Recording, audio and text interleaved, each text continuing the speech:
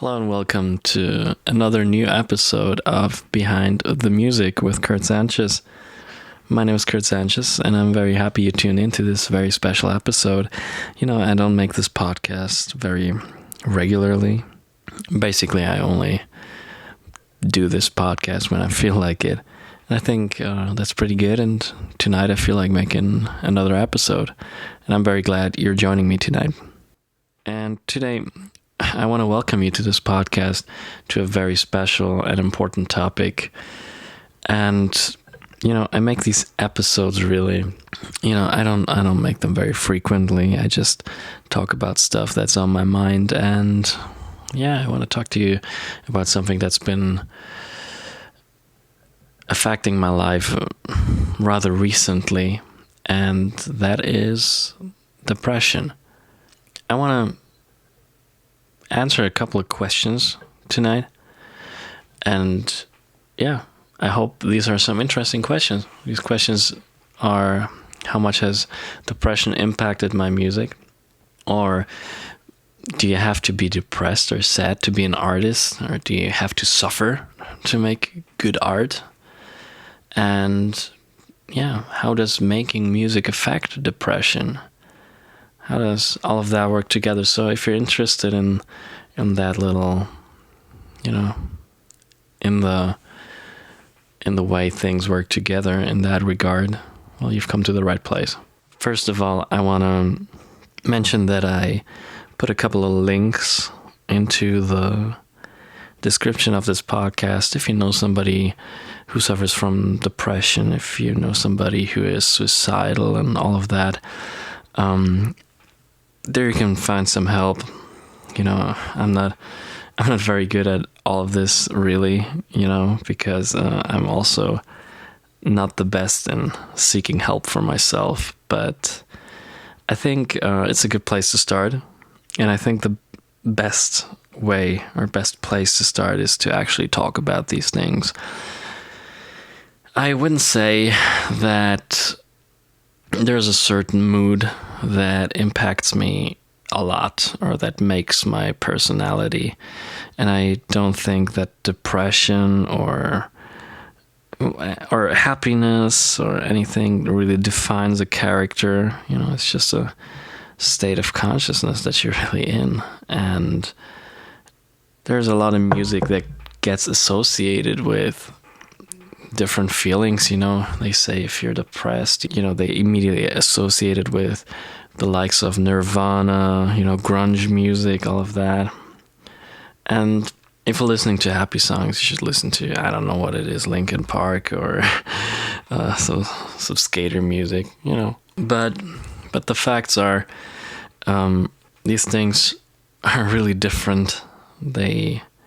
They're not that simple to explain, and they're not that simple to put into certain categories. You may hear a song that sounds very bleak or depressed, and to the artist who made it, it's not really, And in order to make things clear, I'd like to talk about it, because I think a lot of songs that you write as an artist, it's very easy to take them out of the context and put them into a new one. I mean, every listener does that, and that's okay. But I think there's a couple of things that I do want to make a statement about. And I think, the topic of depression is one of those things that I'd really like to have mentioned, or that I'd really would have liked to address myself. So this is not going to be some very linear type of podcast. It's going to be more of a talk. I hope that's okay. I'll jump right to the first question. The first question is, how much has depression impacted my music? I think I don't really write depressed songs, but I do write deeper, more honest songs when I am depressed. And when you write these type of songs, they don't necessarily sound like that. I think in my case, these songs are just very deep and have a lot of meaning to it. Be it a happy song or a sad song. Just because you're depressed or you're a sad artist or whatever, it doesn't mean that your songs sound like that. I mean, if you're depressed, you can also laugh. You can laugh at a good joke. It's not like the joke is bad, or that your sense of humor has completely depleted. It's just much harder to enjoy these things and take them for what they are. I would say I tend to be more honest when I'm feeling down and out. It's easier. I think I'm more approachable. I think it's not necessarily easier to talk to me, but I think it's easier to get an honest response out of me. And it's the same for the songs, right? So if I feel down, but I am in love, I write a very good love song, or a very honest love song for that matter. What I'm trying to say is I come up with good lines and stuff. If I'm feeling depressed and I want to write a sad song, I tend to make it, they tend to be very brutal or very honest. And I think this kind of sense of connection or this reality in those songs, I mean, I need that in my catalog. I need that in my life, but I'm not sure. I don't think that's the only way to it, I just hope anything that I say makes sense to you, really, I don't, I do remember when I started writing my first songs, it really motivated me when I was feeling bad, or if I fell into some sort of a depression. By the way, drinking game. Every time I use the word depression, take a shot. You'll be drunk by the end of this episode. Where was I? When I was younger, I used it as an excuse to write songs, basically. No, not really. Basically what I'm trying to say, when I was younger, I definitely felt the urge to write songs when I was very down and out, and I wanted to express myself. And the guitar just happened to be there. That's how it started. And I was always very impressed by the stories that musicians like Johnny Cash could tell with their music. And I think that's basically what I wanted to do. I thought my story is worth sharing. My thoughts are worth sharing, so I wrote songs. I remember writing a song called You Have to Search for Love, or something like that. I was depressed being alone and not having like a partner or a girlfriend at the time. Everybody in my school had girlfriends or relationships and all that going, except for me, really. And that's how it felt. And that's when I thought, I could, I knew the truth was that you have to search further, you have to wait, but I didn't want to believe that, really. So I wrote a song about it, more or less put it into stone. And I think that's where depression, take a shot, that's where depression helps me. I try to utilize it.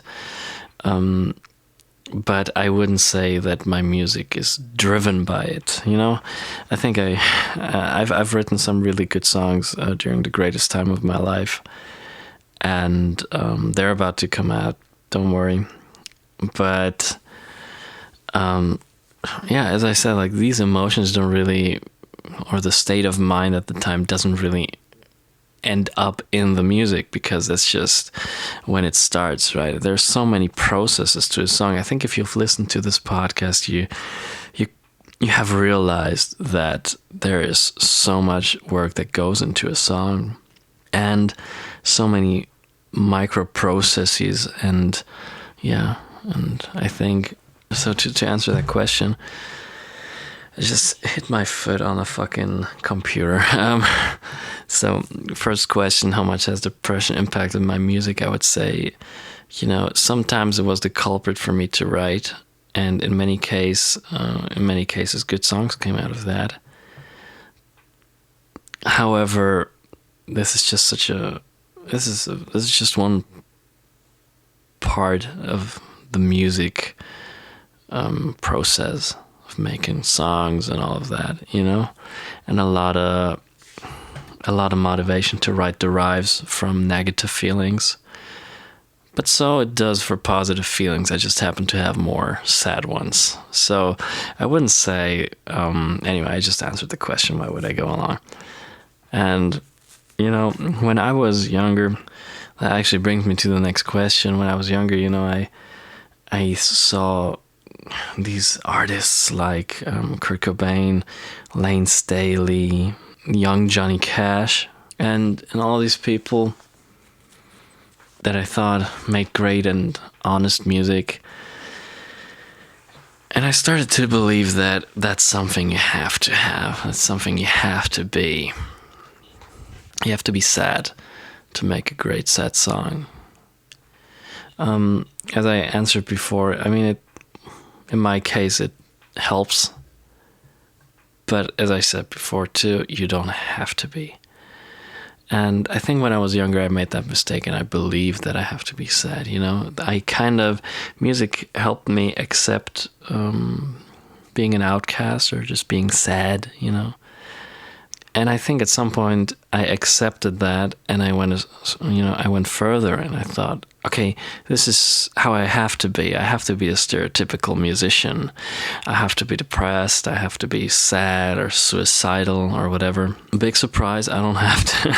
But I mean, it sounds so funny, but to so many young musicians, this is what they believe. I see a bunch of, 18-year-old musicians going about their careers, going on stage, whatever, and just playing this role and not knowing what they get themselves into.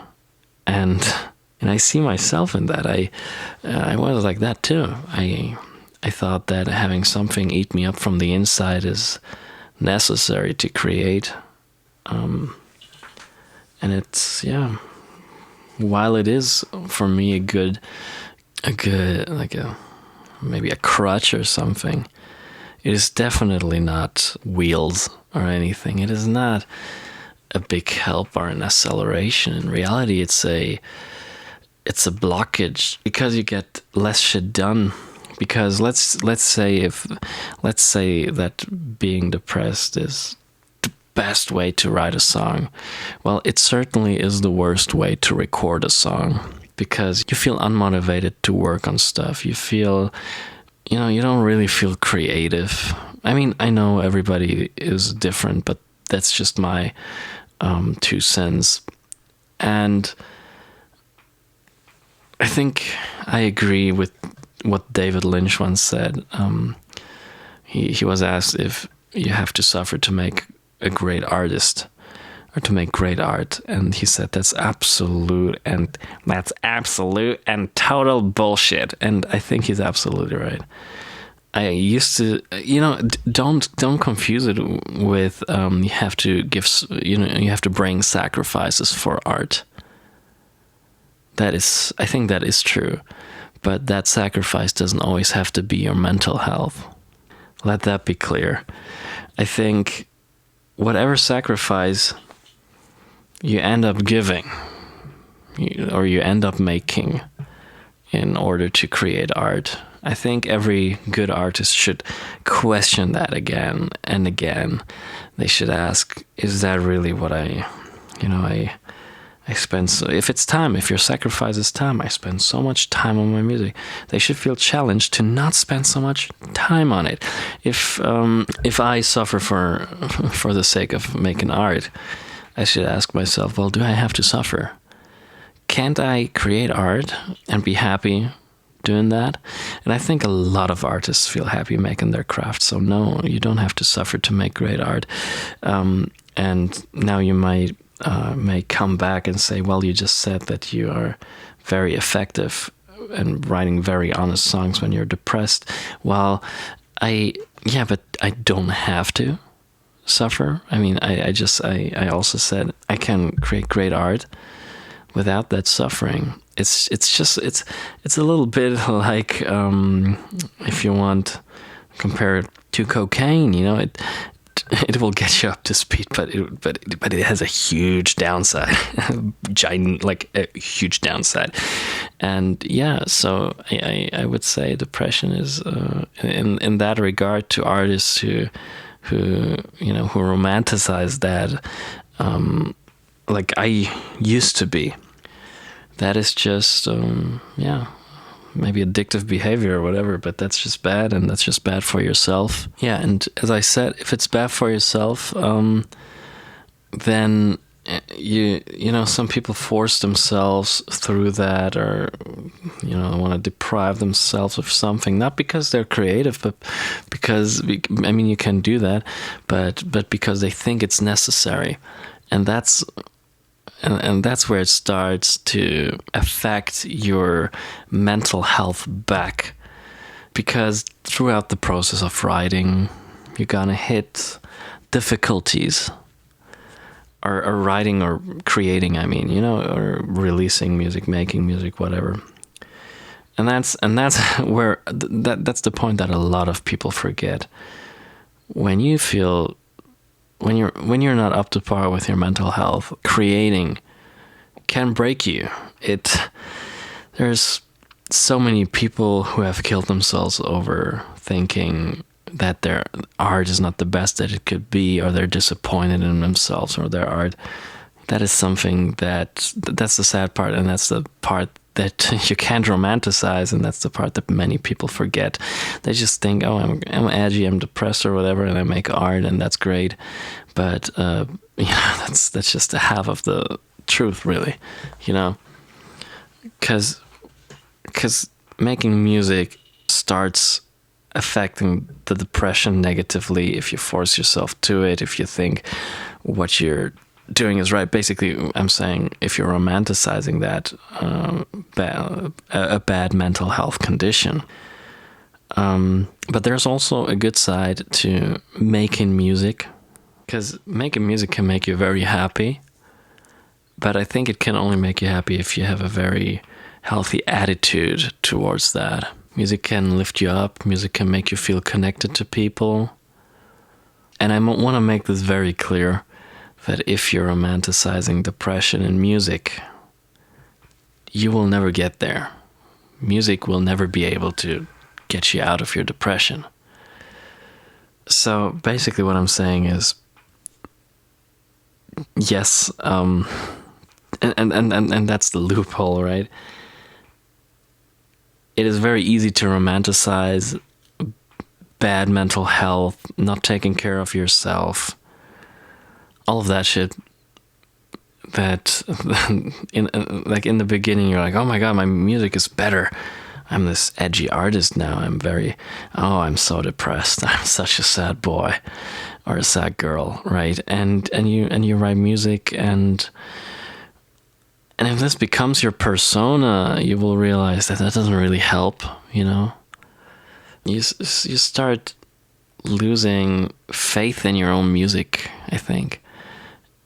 And that's something very important for when you record. I think you need to trust yourself, you need to trust your instincts and all of that. And if that works out, if you are able to trust yourself and your music, if you're in a positive mindset while recording and making music, for example, that is when you start seeing an improvement in your mental health. So it's a balanced thing, as many things are in life. So in conclusion of this little rant, basically I was just rambling about mental health conditions and all of that. Just one more time, just to make this clear. I'm not a psychotherapist. I'm not a doctor. I'm not a lawyer. I'm not an aircraft carrier commander or anything, right? So I'll take my word with a grain of salt.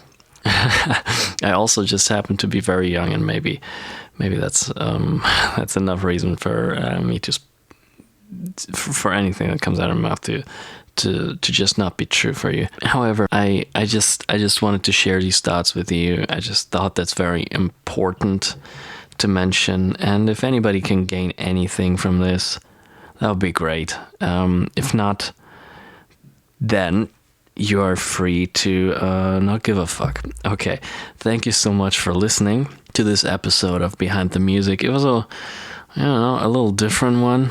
However, I don't really know what a normal episode is, so I mean, in my podcast anyway, I see my podcast as a little addendum to my music, so I think this is very fitting. Anyways, thank you for listening. Have a great evening and stay safe out there. If you know anybody who is in a bad place, give them a call, let them know that you're there for them, and yeah, peace and love to all of you. Goodbye.